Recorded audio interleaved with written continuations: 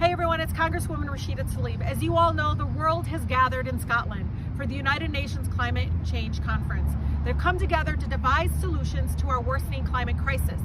But unfortunately, climate activists, youth leaders, indigenous leaders have been largely shut out of the conference, where instead the United States have joined major polluters and are working to advance the agendas of big corporate polluters like the one behind me. We keep hearing promises to get to, quote, net zero emissions. But net zero isn't real zero.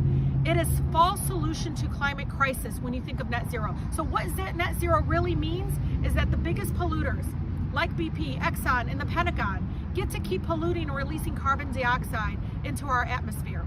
Then they pretend to, quote, offset those emissions with unproven technologies like carbon capture and half measures like planting trees. Net zero is a license to pollute Black and brown communities like the ones I represent. To see what net zero actually looks like in my district, come here to Stellantis Auto Plant in a majority Black community in the east side of Detroit. For them to actually get their air permit, they decided to go ahead and decrease pollution in a white suburb so they can go ahead and output more in a Black neighborhood. Stellantis' solution continues to be planting trees, dressing it up as green buffer zones, and hoping that my residents will shut up and go away. But we're not going anywhere. We've already asked for investigation from the state level on the odor that continues to pollute our neighborhood. And guess what? They were violating their air permit, not only once, twice, but we now know for a fact they violated their air permit 3 times.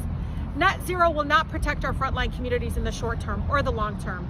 Net zero is a license to pollute, and we should reject this as a false climate solution. What we need are real emissions reductions and having people-centered solutions at the table when we combat climate crisis.